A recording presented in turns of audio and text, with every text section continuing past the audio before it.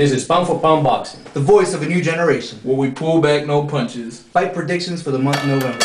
And today we have a special guest, the Guru. Me. And what we're going to talk today, guys, is the results of the end of last month and the beginning of this first half of the month. And we're going to go straight into it because we got a lot to talk about. The first fight, we're going to talk about Kassim Ouma versus Saul Roman. Kassim Ouma comes up with the loss by split decision to Saul Roman. I mean, I was really disappointed, actually. I mean, I was expecting higher things from Kassim Ouma. I don't know, maybe it was the length and the ring rust, or how long it's been since he's been in the ring that caused this. But whatever it is, fix it up and get back on the ball. Definitely. I mean, this was supposed to be a gimme fight, and nothing really transpired for you. I guess it was close. I can't really speak too much for it because I didn't really see the fight. But from what I read, it was supposedly a close fight, and he edged out the decision. So moving on to the next fight, we got Joe Calzaghe versus Mikkel Kessler. Joe Calzaghe comes out with the 12-round decision. Something that we predicted for months now. I mean, for those who went against Joe Calzaghe, we had that insight to know that Joe Calzaghe was going to win because of his abilities in there. And not so much what Kessler was going to do, but what he didn't do. Any thoughts, Guru? Oh, Calzaghe, if you look at his record, 10 years of experience in boxing, there's no doubt about it. It's the best one out there.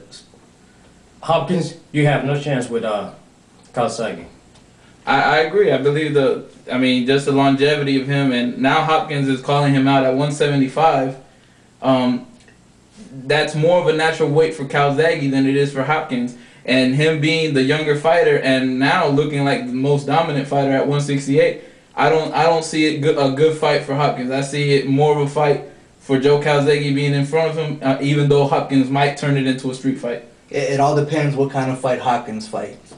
Because he's been the type of guy who's always found a way to win. Whichever opponent it was. We said Antonio Tarver is too big for him. He found a way to win. Tito Trinidad at that time was going to be the most dominant guy he ever faced. He found a way to win. So he's always the type of guy who finds a win. So it'll be an interesting match. And I think we'll get more into it as soon as that match comes up.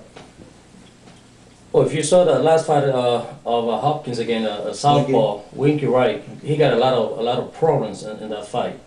And Calzaghe being a Southpaw and his ability, Hopkins got no chance. I mean, bottom line, he's out. So we will call that fight as soon as it gets closer. The next fight, Enzo Maccarinelli versus Mohamed Azzaoui, TKO for Enzo. Again, he came up with the win. I didn't get to see this fight. No, neither did I, but we definitely predicted his win. Predicted the win, and apparently it was a good fight for the weight class. Juan Manuel Marquez versus Rocky Juarez. Again, we discussed this one earlier.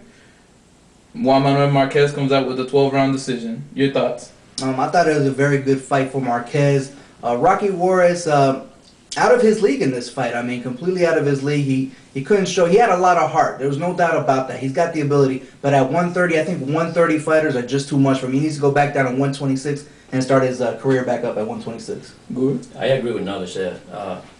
He's out of his league. Marquez, he's been there for a long time. He's got a lot of experience. He's a boxer. He's a puncher.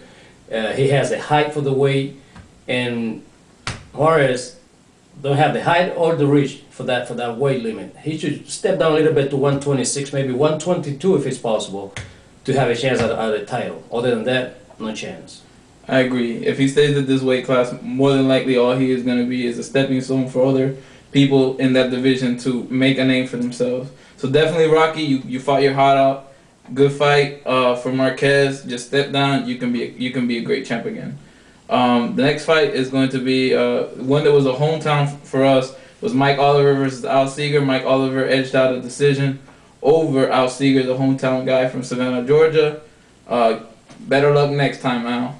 Definitely. Get better luck next time, and just keep training hard, and sooner or later it might pay out for you. Then going on to the next one is going to be Miguel Angel Cotto versus Shane Mosley.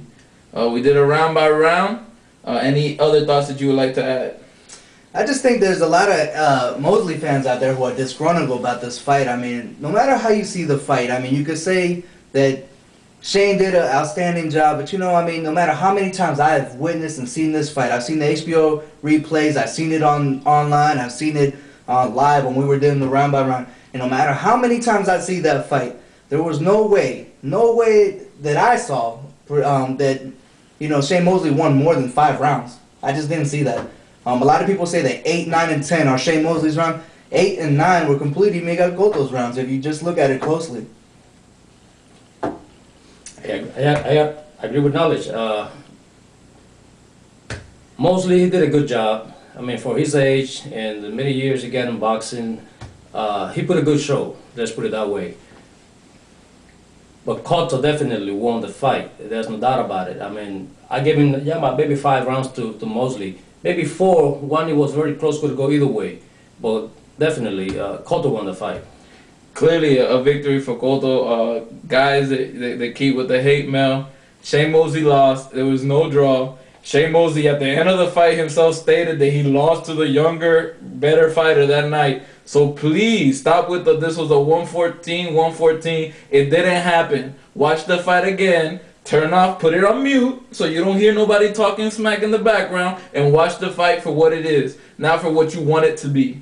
Definitely. Moving it on to the next one. We got Joel Casamayor versus Jose Santa Cruz. Joel Casamayor with the 12-round decision. Yeah, man, for everybody who keeps hyping up Joel Casamayor, I mean, we've told you on numerous shows here on Pound for Pound Boxing. Numerous occasions that we said this is not the man at 135. And El Torito, the baby bull, Juan Diaz is the man at 135. And you just saw exactly why we thought that. Any thoughts on that, Guru? Casamayor, your time is over.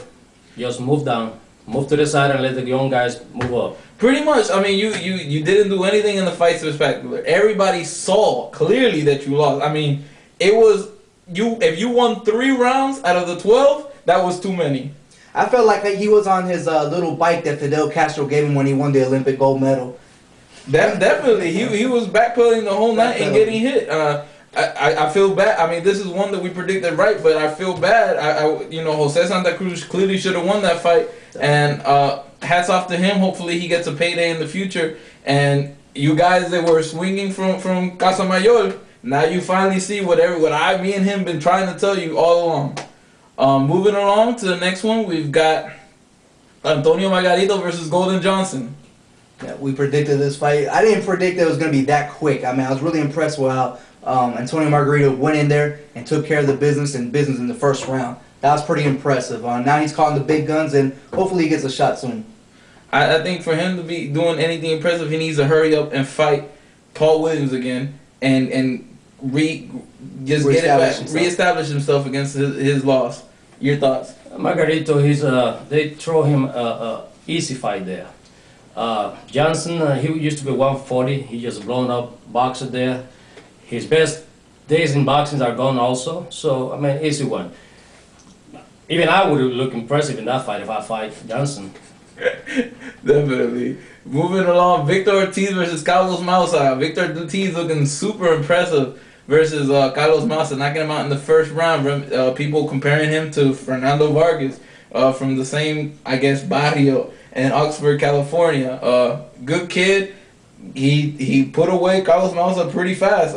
No complaints from me. None from me. I mean, it's pretty impressive the fact that he took him out in the first round, where other veterans such as Hatton and Miguel Cotto, and you know, those type of guys couldn't even do it within the first 5 rounds. So, you know, I wasn't that impressed by Victor Ortiz in that fight. Reason why is because Carlos Maussa is old. He doesn't have any skills. All he does is throw punches, crazy punches from all angles. And of course, the right hand was going to go through at any given time. Happens that it happens in the first round in this fight. And that's why he's gone. Fair assessment. Fair assessment.